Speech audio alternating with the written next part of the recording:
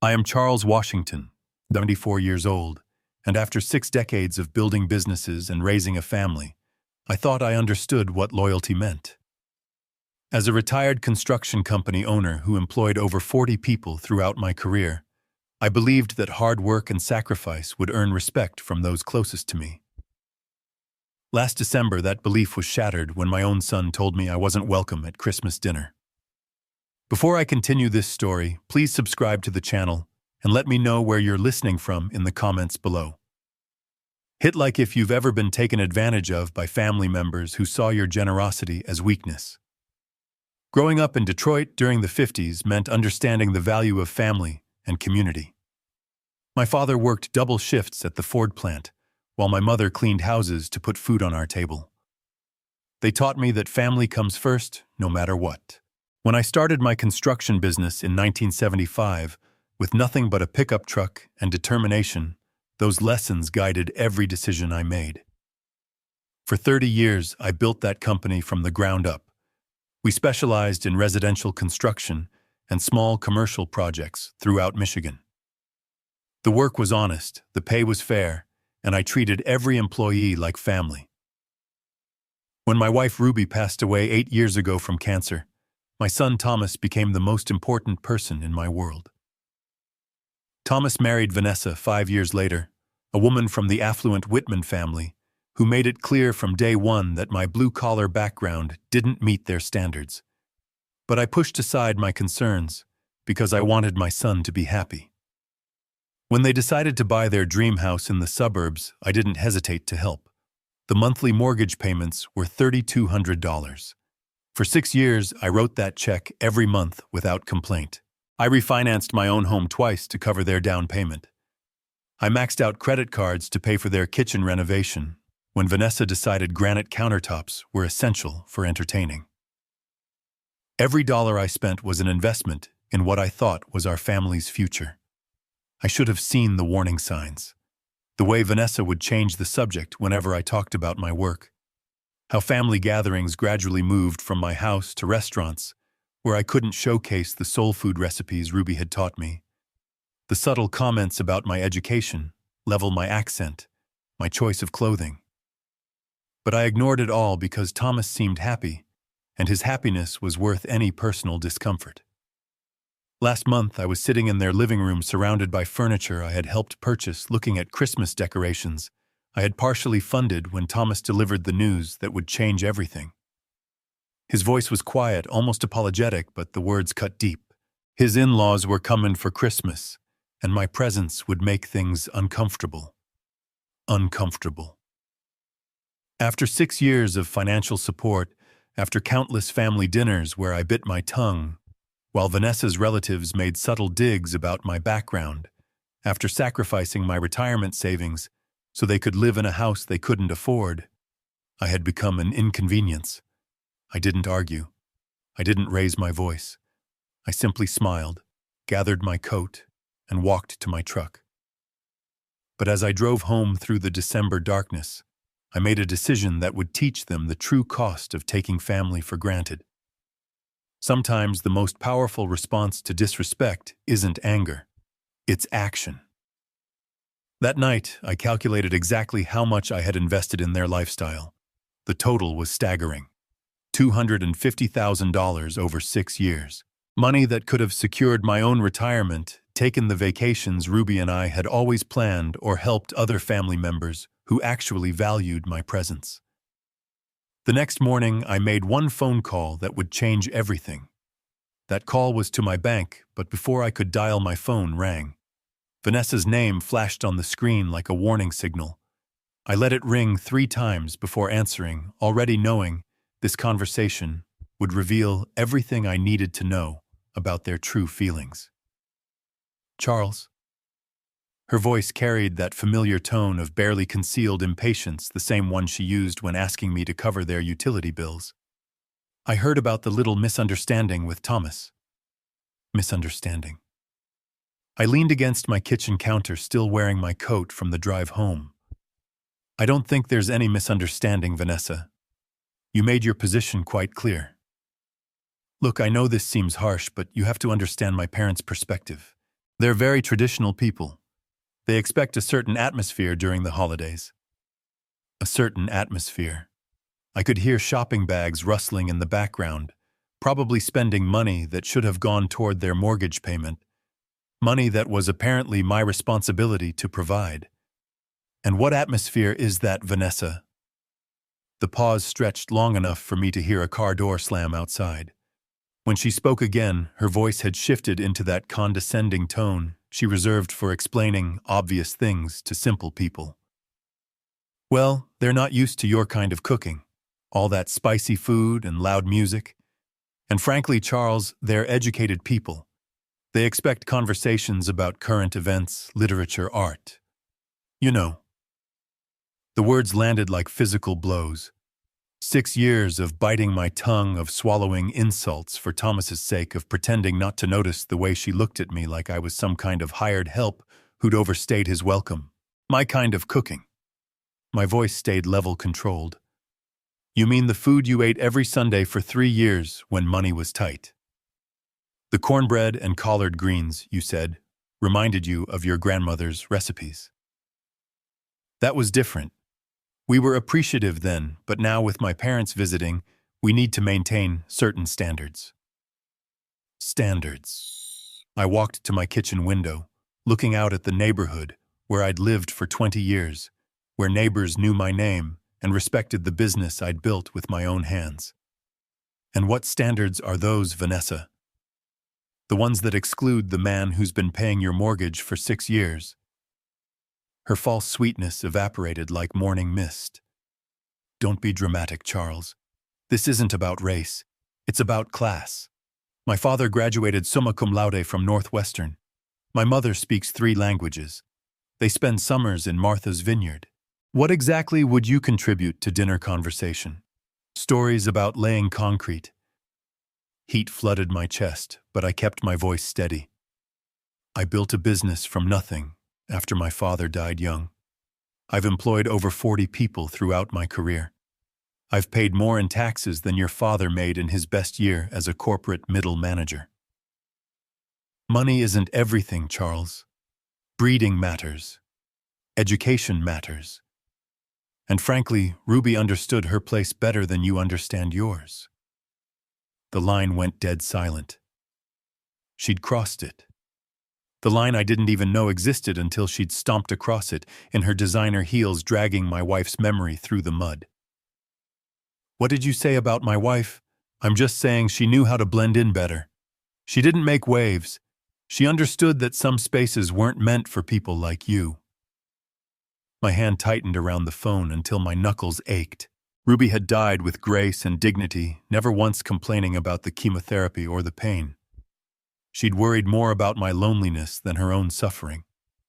And this woman who'd never worked a day in her privileged life was using her memory as a weapon. Vanessa, I said, my voice dropping to something I didn't recognize. Ruby had more class in her little finger than your entire bloodline will ever possess. Oh, please. She was a seamstress who got lucky. At least she had the good sense to stay quiet about it. The kitchen felt smaller suddenly, like the walls were closing in. Outside, Christmas lights twinkled in windows where families gathered without conditions, without the need to hide who they were or apologize for their backgrounds. You want to know what I contribute to dinner conversations? I contribute the money that pays for the dinner. The table you'll be eating at. The house you'll be hosting in. Every single thing you'll be showing off to your parents exists because of my generosity. Generosity. She laughed to sound like breaking glass. You think this is charity? This is family obligation, Charles. Thomas is your only child. Supporting him is your responsibility, not some favor you're doing us. Family obligation. After 6 years of watching her spend my money on designer purses while I ate peanut butter sandwiches for lunch. After countless family gatherings where she'd introduce me as Thomas's father without mentioning that I was financing their entire lifestyle. I want you to listen very carefully, Vanessa. This conversation is over. You can't just walk away from your responsibilities because your feelings are hurt. We have a mortgage, Charles. We have bills. You can't just abandon your family. My family, I repeated slowly, would never make me choose between my dignity and their love. What's that supposed to mean? It means I'm done pretending to be grateful for scraps of attention from people who see me as nothing more than a walking ATM. It means you and your parents can enjoy your sophisticated Christmas dinner without the embarrassment of my presence. Charles, you're being ridiculous. One dinner doesn't change 6 years of support. You're right, I said, surprising myself with how calm I felt. 6 years of support should have earned me basic respect. Instead, it earned me a ban from Christmas dinner because I'm not good enough for your parents' delicate sensibilities. It's just one holiday. We can do something the weekend after. The weekend after. Like Christmas was just another appointment that could be rescheduled for convenience. Vanessa, I want you to remember this conversation. Every word of it. Because this is the moment everything changed. I ended the call and set the phone down carefully on my counter. Around me, the kitchen felt different, cleaner somehow, like a weight had been lifted from the very air. Now it was time to make that call to the bank. I pulled out the manila folder I'd been avoiding for months. Bank statements, mortgage papers, 6 years of automatic transfers that had bled me dry while they lived like royalty. Time to stop the bleeding. The documents spread across my kitchen table like evidence at a crime scene. 6 years of bank statements, each one showing the same automatic transfer. $3,200 on the 15th of every month vanishing from my account into theirs. I pulled out my calculator and started adding. The first year, $38,400. The second year, another $38,400. By the third year, I'd stopped buying myself new clothes. The fourth year, I'd started shopping at discount grocery stores. This year, the sixth year, I'd been eating bologna sandwiches for lunch to make ends meet. $192,000. Not counting the down payment. Not counting the times I'd covered their utilities when Vanessa's shopping addiction got out of hand. Not counting the new appliances, the landscaping, the furniture that was essential for their lifestyle. I sat back in my chair, looking at the numbers until they blurred. Ruby's life insurance money, my retirement savings, the vacation fund, we'd started for trips we'd never take.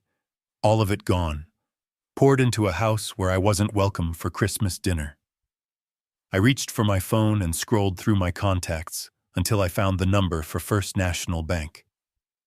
The automated system offered me options in English and Spanish. How accommodating to people like me. Customer service, this is Jennifer. How can I help you today? I need to cancel an automatic transfer, I said, my voice steadier than it had been in years. Certainly, sir. I'll need your account number and some verification information. I rattled off the numbers, watched her type in the background. Professional, efficient, no judgment about why a 74-year-old man was canceling payments to what was probably his son's mortgage. I see the transfer you're referring to, Mr. Washington. $3,200 monthly to Wells Fargo. Account ending in 7423. How long have you been making this transfer? 6 years. The words tasted bitter. And you want to cancel it effective immediately. I looked around my kitchen at the outdated appliances I couldn't afford to replace, at the walls that needed painting, at the windows that leaked cold air because I'd spent my home improvement money on someone else's castle. Effective immediately, I confirmed. Done. The transfer has been canceled. Is there anything else I can help you with today? No, I said, surprising myself with how good the word felt. No, that's everything. I hung up and sat in the sudden quiet of my house. Outside, December darkness was settling over Detroit. Christmas lights twinkling in windows where families gathered without conditions, without judgment, without the need to hide who they were. For the first time in 6 years, next month's budget would balance. For the first time since Ruby died, I could afford to fix my heating system, buy decent groceries, maybe even take that trip to see my sister in Atlanta. I gathered up the bank statements, the mortgage papers, all the evidence of my generosity. Then I walked to my fireplace, struck a match, and watched 6 years of martyrdom turn to ash. The fire felt warm on my face, warmer than I'd felt in years. My phone buzzed with a text message, probably Thomas wanting to apologize or Vanessa needing money for something essential. I didn't check it. Instead, I poured myself a glass of the good bourbon, the bottle I'd been saving for a special occasion that never seemed to come. Tonight felt special enough, but this was just the beginning. The next morning arrived crisp and clear December sunlight, streaming through my kitchen windows as I nursed my second cup of coffee. For the first time in years, I wasn't calculating how much money would disappear from my account in 3 days. The freedom tasted better than the premium blend I'd finally allowed myself to buy. My phone rang at exactly 10:47 a.m. Vanessa's name flashed on the screen like a warning label. "Charles?" Her voice carried that familiar tone of barely concealed impatience. "I need you to pick up my parents from Detroit Metro. Their flight from Boston arrives at 2 o'clock.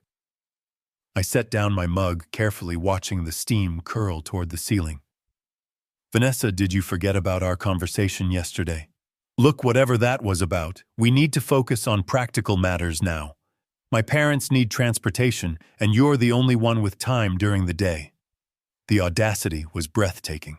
Less than 24 hours after telling me I wasn't worthy of sharing Christmas dinner with her family, she expected me to serve as their personal chauffeur. "And you're asking me because that's what family does, Charles. They help each other." Her voice sharpened with irritation. "Besides, let's be honest here. You're not exactly busy these days, so just get in your truck and pick them up." There it was, the final insult wrapped in a command. "What airline?" "Delta Flight 447. They'll be at baggage claim Carousel 3. I could hear her nails tapping against something hard. Probably her granite countertop, the one I'd paid for when she decided laminate wasn't suitable for her dinner parties. "Of course," I said. "I'll take care of everything." "Good. And Charles, they're expecting someone who can handle their luggage properly. Don't embarrass us." The line went dead. She hadn't even said thank you. I sat back in my chair looking at my phone's blank screen. 2 o'clock flight, 447, baggage claim, Carousel 3. I glanced at the wall clock above my sink. 10:52 a.m.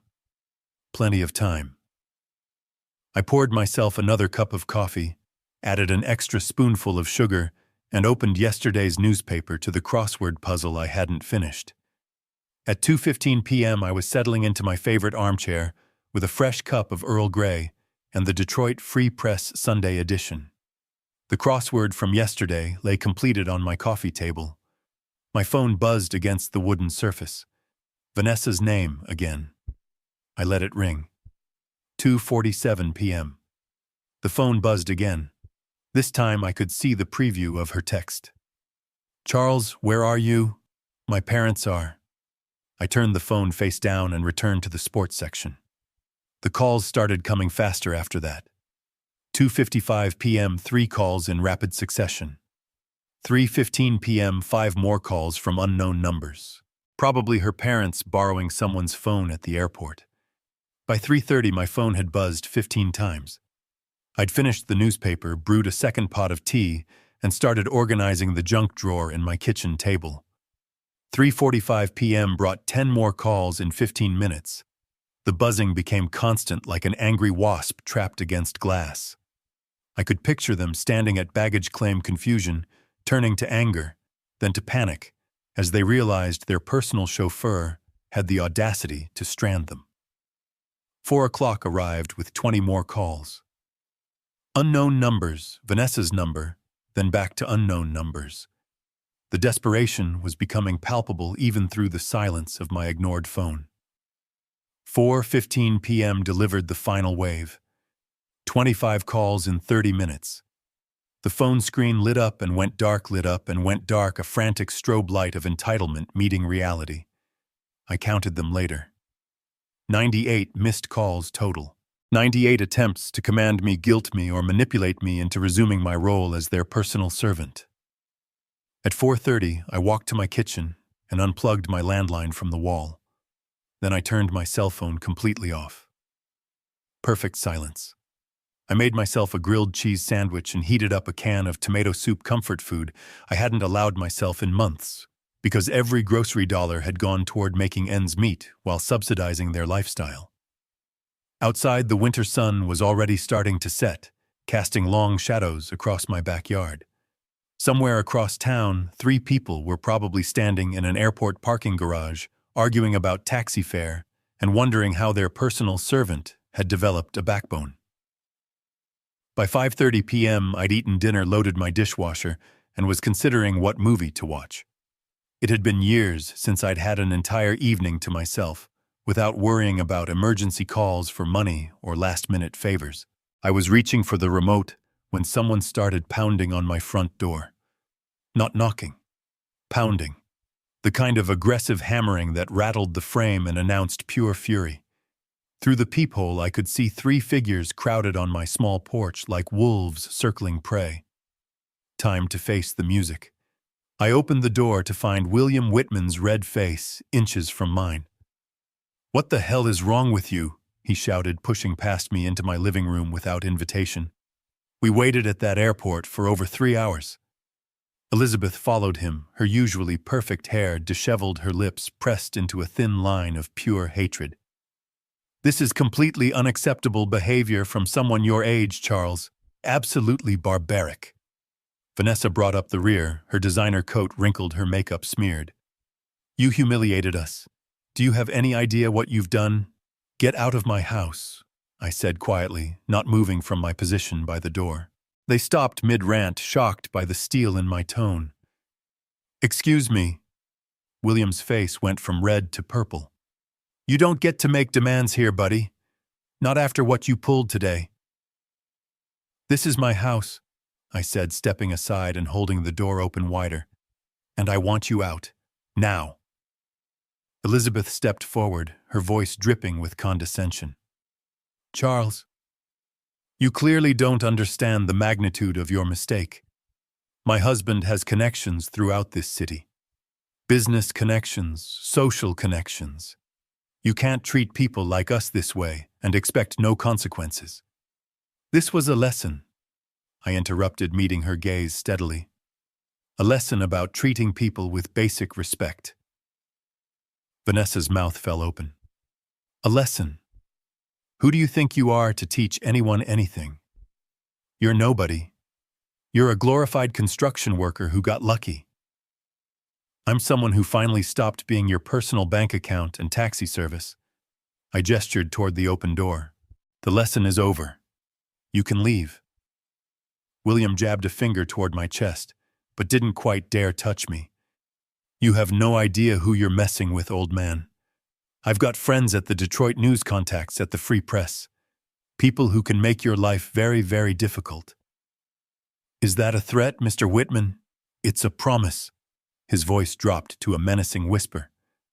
"You think abandoning elderly people at an airport is just something you can do without consequences?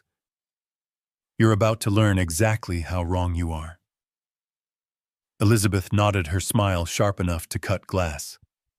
"Indeed, actions have consequences, Charles, and yours will be quite public." They filed out of my house like a defeated army, but William turned back at the threshold. "You'll regret this," he said. "I guarantee it."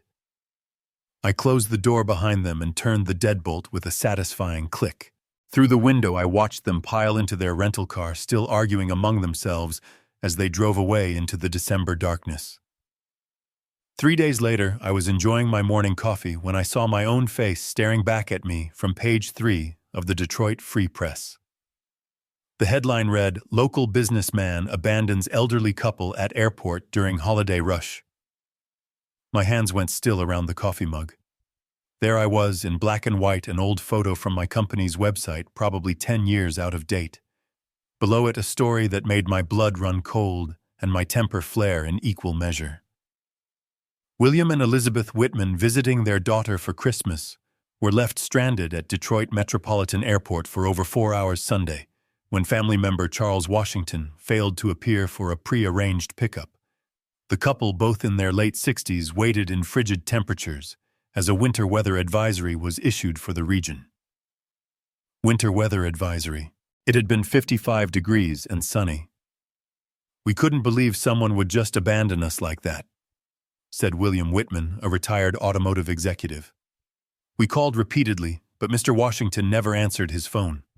We were forced to take an expensive taxi in dangerous conditions. At our age, this kind of treatment is not just inconsiderate, it's potentially dangerous."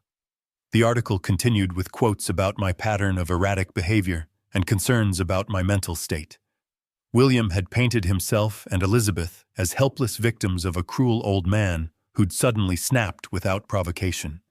No mention of the Christmas dinner rejection. No context about Vanessa's demands or their years of financial exploitation. Just me, the villain who abandoned poor elderly tourists during a blizzard that existed only in William's imagination. I set down my coffee and read the article again slowly, then a third time. The byline belonged to Patricia Morrison, Metro editor. I didn't recognize the name, but I recognized the strategy.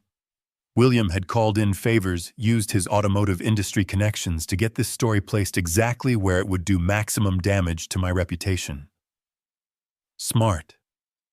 Very smart. For the first time since this whole mess started, when I felt a grudging respect for my opponents. They weren't just entitled trust fund babies throwing tantrums. They were strategic calculating. They understood that in a city like Detroit, reputation was everything. One well-placed newspaper article could destroy decades of hard work. They had declared total war. I folded the newspaper carefully and set it aside, my mind already shifting into the methodical planning mode that had built my business from nothing. This wasn't about airport pickups anymore. This wasn't about Christmas dinner or mortgage payments. This was about winning. I pulled out my laptop and began typing names into search engines. William Whitman, Elizabeth Whitman, Vanessa Washington, their social media profiles, their connections, their habits, their weaknesses, everything they'd foolishly made public over the years. If they wanted to play chess, I'd show them what a real strategist looked like. I glanced at my wall calendar. December 18th. 7 days until Christmas. 7 days to plan something they'd never forget. I spent the next 3 days living in a different world. Not the world where I was Charles Washington, the broken-down old man who let his family walk all over him. This was the world where I was Charles Washington, businessman, strategic thinker, someone who'd built something from nothing and wasn't about to let a bunch of entitled parasites destroy what I'd worked 40 years to build. My laptop became command central. Social media profiles filled my browser tabs like playing cards in a high-stakes game.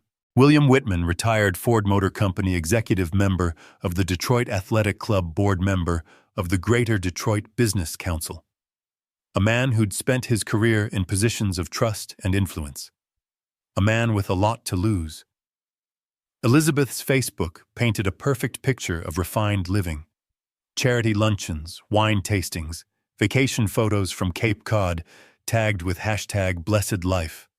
Every post carefully curated to project success and sophistication. Comments from friends praising her elegant taste and inspiring lifestyle, all built on other people's money, including mine. Vanessa's Instagram told the real story. Posts about our beautiful home with photos of the kitchen I'd paid for. Check-ins at expensive restaurants during the months when I'd covered their utility bills. A status update from last week. So excited for Christmas dinner with family. Can't wait to show off our hosting skills. Our hosting skills. Our home. Our success. The narcissism was breathtaking. But it was Thomas's LinkedIn profile that gave me the final piece I needed. His recent activity showed a new connection, Patricia Morrison, Metro editor at the Detroit Free Press. The same Patricia Morrison who'd written the hatchet job about me. I leaned back in my desk chair, looking at the evidence spread across my screen. These people had made 3 critical mistakes. First, they'd underestimated me completely. Second, they'd gone public with their attack, which meant I could go public with my response. Third, they'd documented their entire privileged lifestyle online, creating a perfect catalog of hypocrisy. I clicked through to Patricia Morrison's profile. 43 years old, journalism degree, from Wayne State, 15 years at local papers, no previous connection to automotive or finance, which meant William had reached out cold, probably through someone he knew from his business network. A 5-minute search through Detroit business directories confirmed my suspicion. 3 mutual connections between William and Patricia's editor. The story hadn't just appeared. It had been planted carefully and deliberately. Amateur hour. I opened a new document and began typing. Not a response to their media attack. Something much better. A timeline. 6 years of financial support documented with bank statements, receipts, and canceled checks. The down payment for their house, $47,000 from my home equity loan. The kitchen renovation, when Vanessa decided granite countertops were essential. $18,000 from my credit card. 72 monthly mortgage payments of $3,200 each. $192,000, not counting interest. $250,000. More than I'd spent on myself in the last decade. By evening, I had everything organized in a manila folder thick enough to stop a bullet. Bank statements, receipts, photos downloaded from their social media showing off purchases I'd funded. A printed copy of the newspaper article with my handwritten notes in the margins documenting each lie and distortion. I looked at my wall calendar. December 24th was circled in red.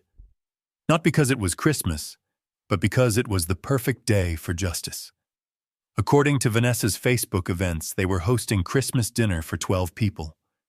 Family, friends, neighbors, members of their social circle. The kind of people who read the Detroit Free Press and formed opinions based on what they saw there. The kind of people who deserved to know the truth. I closed my laptop and walked to my kitchen where I'd left my good camera, the one I'd bought years ago, to document job sites for my business. Time to put it to work, documenting something else entirely. Tomorrow was Christmas Eve. Tomorrow, William Whitman and his family were going to learn what happened when you declared war on someone who actually knew how to fight. Christmas Eve morning dawned gray and cold, the kind of Detroit winter day that made you grateful for warm houses and family gatherings. Too bad I wouldn't be welcome at either. But I had other plans. I laid out my evidence like a lawyer preparing for trial. Bank statements organized by year. Each monthly payment highlighted in yellow. Receipts arranged chronologically, showing the pattern of my support for their lifestyle. Photos printed from their social media. Vanessa's new jewelry. Their vacation photos.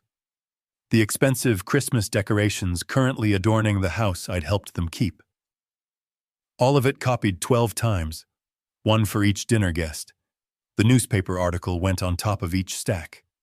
My red pen notes visible in the margins. Lie, written next to William's quotes about dangerous weather. False, beside the claim about my erratic behavior. Missing context, highlighted where they'd failed to mention 6 years of financial support. I dressed carefully in my best suit, the navy blue one I'd worn to Ruby's funeral, pressed and ready for another kind of farewell. Today, I was saying goodbye to the man who'd been a doormat for his family. At 6:30 p.m., I loaded my briefcase with the evidence packets and drove to Thomas's neighborhood. Their house glowed with warm light, cars filling the driveway and lining the street. Through the front windows, I could see figures moving around the dining room, Vanessa playing hostess in the home my money had helped them buy.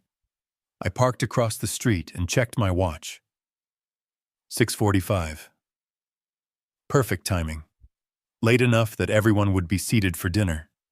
Early enough that they'd still be on the main course. No easy escape for anyone. The front door was unlocked. Of course it was. Vanessa loved to show off how safe their neighborhood was, how they didn't need to worry about security like people in rougher areas. I let myself in quietly, the warm air hitting my face along with the sounds of laughter and conversation from the dining room. But darling, that's not how we do things in our family, someone was saying, followed by more laughter. Our family. After everything they'd done to exclude me from it. I walked into the dining room carrying my briefcase. 12 faces turned toward me with expressions ranging from surprise to horror. Vanessa froze with her wine glass halfway to her lips. Thomas's face went pale. William and Elizabeth looked like they'd seen a ghost. "Good evening, everyone," I said calmly, setting my briefcase on their marble sideboard. "I hope you don't mind me joining your Christmas celebration." Vanessa found her voice first. "Charles, this is completely inappropriate. You need to leave immediately." "Actually," I said, opening my briefcase and pulling out the first stack of papers, "I think your guests deserve to know who really paid for this dinner, this house, and this lifestyle you've been showing off." A woman I didn't recognize, probably one of Elizabeth's charity friends, leaned forward with curiosity. "What is he talking about, Vanessa?" "He's having some kind of episode," Vanessa said quickly. "Thomas, call someone." But I was already moving around the table, placing a packet of documents in front of each guest. "Here are the bank records," I said conversationally. 6 years of financial support. $192,000 in mortgage payments alone, plus the down payment, renovations, furniture, appliances. Everything you see around you. The room went silent except for the rustling of papers as 12 people began examining the evidence.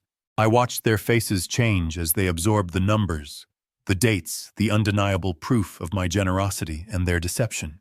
"This is outrageous." One man started, then stopped staring at a bank statement. A woman across from him finished his thought. "Vanessa, why didn't you tell us any of this?" Vanessa's perfect composure was cracking. "It's more complicated than it looks. Charles volunteered to help us. We never asked for anything." "Actually," I interrupted, pulling out the newspaper article, "let's talk about what you did ask for and what you told the media about me." The temperature in the room seemed to drop 10 degrees. I placed copies of the newspaper article on the table, watching as the dinner guests recognized my photo from the unflattering story that had run 3 days earlier. "Now," I said, my voice carrying clearly through the sudden silence, "let's talk about the real manipulators in this family." William's face had gone from red to ashen. Elizabeth sat rigid in her chair, her wine glass forgotten in her hand. "Mr. Whitman here used his automotive industry connections to plant this story." I continued tapping the newspaper. "Notice how I'm portrayed as unstable and dangerous, abandoning poor elderly people in freezing weather." A gray-haired man in an expensive sweater looked up from the article. "William, what is this about? The weather was 55 degrees and sunny," I said before William could answer. "And they weren't stranded tourists. They were Vanessa's parents coming to the Christmas dinner I'd been banned from attending because I wasn't good enough for their company." Elizabeth finally found her voice. "That's not what happened. We never said you weren't good enough." "You never said what, Elizabeth?" I pulled out my phone where I'd screenshot several of Vanessa's social media posts. "That I was too low class for your parents. That my soul food and working class conversation would embarrass you in front of your educated friends." The woman I'd identified as one of Elizabeth's charity friends shifted uncomfortably. "Elizabeth, surely you didn't say such things." "He's twisting everything," William blustered, but his voice lacked conviction. "This man has serious issues. The stress of aging, financial problems." "Financial problems?" I almost laughed. "Mr. Whitman, I've been supporting your daughter and son-in-law to the tune of nearly $3,500 a month for 6 years. The only financial problems here are the ones you're about to have." I turned to address the entire table. "These people have taken $250,000 from me while calling me names behind my back. They've manipulated my son against me, banned me from family gatherings, and when I finally stood up for myself, they tried to destroy my reputation in the newspaper." Thomas spoke for the first time, his voice barely above a whisper. "Dad, I didn't know about the newspaper." "Your wife knew," I said quietly, "and her parents orchestrated it. They turned me into a villain, for refusing to be their personal ATM and chauffeur. The social dynamic in the room was shifting like tectonic plates. I could see it in the guests' faces, the gradual realization that everything they'd been told about tonight's generous hosts was built on lies. "This is unconscionable," said an elderly woman in pearls staring at the bank statements. "William, how could you let your daughter take advantage of this man's generosity, then attack him publicly when he stopped enabling it?" William's carefully maintained facade was crumbling. "You don't understand the full situation." "I understand perfectly," the woman interrupted. "This man has been supporting your family financially while you treated him like hired help, and when he finally said no, you tried to ruin his reputation." Elizabeth's voice came out strangled. "He abandoned us at the airport. After you told me I wasn't welcome at Christmas dinner because my presence would be inappropriate for your parents," I said calmly. "After 6 years of paying their bills while you looked down on me for my background and education level." The silence was deafening. 12 people staring at William and Elizabeth, with expressions ranging from disgust to embarrassment for having associated with them. Vanessa made one last desperate attempt to control the narrative. "Everyone, please. This is a family matter that's gotten out of hand." "No," I said firmly. "This stopped being a family matter when you made it public, when you used the newspaper to attack my character, when you decided my reputation was acceptable collateral damage for your pride." I looked around this table at faces I didn't recognize but who now knew exactly who I was. "I wanted you all to know the truth before you read about Charles Washington in the paper again. Because you will read about me again, but next time it'll be the real story." A younger man, probably someone's son, looked up from the documents. "Mr. Washington, are you saying they've been lying about supporting themselves?" "I'm saying they've been living a lifestyle they couldn't afford, while the man who made it possible was considered too embarrassing to share Christmas dinner with their family." "That's not fair," Thomas said weakly. "Dad, we always appreciated everything you did." "Appreciated?" I turned to face my son directly. "Son, appreciation doesn't ban someone from Christmas dinner. Appreciation doesn't involve planting newspaper stories to destroy someone's reputation. Appreciation doesn't include telling me that my dead wife knew her place better than I know mine." Several guests gasped. The woman in pearls set down her fork with a sharp clink. "They said that about your late wife." "Among other things," I replied. 6 years of subtle insults, class discrimination, and racial undertones. All while I paid their bills and kept quiet for the sake of family harmony. Elizabeth stood up abruptly, her chair scraping against the hardwood floor. "We don't have to listen to this." "Actually, you do," said the gray-haired man, who I now recognized as someone important from the look of deference the other guests were showing him. "You invited us here under false pretenses. We thought we were celebrating with a successful young couple, not witnessing the exploitation of an elderly family member." William tried one more time to salvage the situation. "This is all a misunderstanding. Charles has been family to us. We never meant to exclude him." "Then why," asked the younger man holding up a bank statement, "has he been paying your mortgage for 6 years while you told people he abandoned you at an airport?" The question hung in the air like smoke. No good answer existed because there was no good answer. I closed my briefcase and straightened my tie. "Enjoy the rest of your dinner. It's the last one I'll be paying for." As I walked toward the door, I could hear the eruption beginning behind me. Voices raised in accusation, questions demanding answers, the sound of a carefully constructed social facade falling apart. It was the most beautiful Christmas music I'd ever heard. The letter arrived on a Tuesday morning in March, delivered by certified mail, with the weight of legal consequences behind every word. I signed for it at my front door, noting how the spring air smelled of new growth and possibility instead of the winter desperation that had marked those dark December days. Notice of default, The envelope read, "Final demand for payment." Inside 3 months of missed mortgage payments had caught up with Thomas and Vanessa, like a tsunami of reality. $9,600 in arrears. 14 days to bring the account current or face foreclosure proceedings on the house I'd helped them buy. I set the letter aside and returned to my coffee, reading it the way you'd read news about distant weather. Interesting, but not my problem anymore. My phone had been ringing for weeks with increasingly desperate calls. Vanessa's number blocked after the first hysterical voicemail. William and Elizabeth, whose social standing in Detroit had evaporated like morning mist after their Christmas dinner humiliation. Even Thomas, whose calls I'd been ignoring out of a mixture of anger and curiosity about how long it would take him to swallow his pride. The answer apparently was 97 days. He knocked on my door that Thursday evening. No longer the confident man who'd excluded me from Christmas dinner, but someone who looked like he'd aged a decade in 3 months. Dark circles under his eyes. His expensive suit wrinkled, the smell of desperation clinging to him like cheap cologne. "Dad," he said when I opened the door. "We need to talk." I stepped aside to let him in, noting how he looked around my house like he was seeing it for the first time.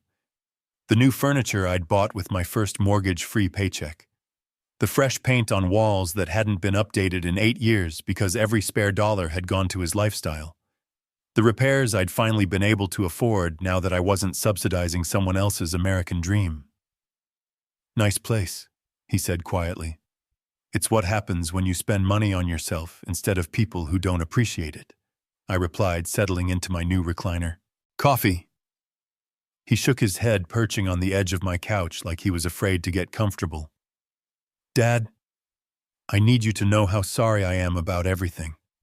Christmas dinner, the newspaper article, the way Vanessa and her parents treated you." "Go on." "I didn't know about William planting that story. I swear I didn't. When I found out," he ran his hands through his hair, "the things they said about you behind your back, the way they talked about our family, about Mom's memory." My jaw tightened at the mention of Ruby, but I kept my voice level. "And what exactly did they say about your mother? That she knew her place better than you knew yours, that she understood boundaries." He couldn't meet my eyes. "I should have defended you. I should have stood up to them years ago." "Yes," I said simply. "You should have." We sat in silence for a long moment, the weight of 6 years of mistakes filling the space between us. Outside, I could hear my neighbor mowing his lawn. The normal sounds of a normal Thursday evening in a normal neighborhood where sons didn't exclude their fathers from Christmas dinner. "The house is in foreclosure," Thomas said finally. "I know. We can't make the payments without—" He stopped, seeming to realize how that sounded. "Without my help," I finished. "Without the money I was sending every month while you let your wife's family treat me like garbage." "I know how it looks, Dad." Thomas leaned forward, making sure he was looking at me. "Do you know how much money I sent you over 6 years?" He nodded miserably. "Vanessa calculated it after Christmas. The mortgage payments, the down payment, everything else. Over $200,000. $257,468, I corrected. "I know the exact amount because I finally did something I should have done years ago. I added it up." His face crumbled. "Dad, I'm so sorry. I don't know how to fix this." "You can't fix it, son. That money is gone. But more importantly, those years are gone. 6 years when I could have been building a relationship with you instead of funding your wife's fantasy life." I know that now." He looked up at me with something that might have been hope. "But maybe we could start over. Maybe there's a way to rebuild what we had." "Are you asking me to resume the mortgage payments?" The hope died in his eyes. "We're going to lose everything, Dad. The house, Vanessa's respect for me, her parents' approval. I don't know what I'll do." "You'll figure it out," I said, not unkindly. "The same way I figured out how to live without a son who respected me, The same way I learned to spend Christmas alone while you celebrated with people who thought I was beneath them." He started to cry, then quietly, like a man who'd run out of other options. "I lost you, didn't I? I chose them over you, and now I've lost you forever." I watched him for a long moment. This man I'd raised and loved and sacrificed for, who'd let his wife's family convince him that his father wasn't good enough for their company. "Thomas," I said finally, "you didn't lose me. You gave me away. There's a difference." He wiped his eyes with the back of his hand. "Is there any chance, any way you could forgive me?" "I forgave you months ago," I said, and meant it. But forgiveness doesn't mean going back to the way things were. It doesn't mean pretending this didn't happen, or that I'm going to resume paying for a lifestyle that came with the condition that I be grateful for scraps of your attention. Then what does it mean? I stood up and walked to my mantel where Ruby's photo sat next to a new picture. Me with my sister Rosa and her family at Easter dinner. The first holiday I'd spent with people who actually wanted me there. It means that if you want a relationship with me, you'll have to build it from scratch.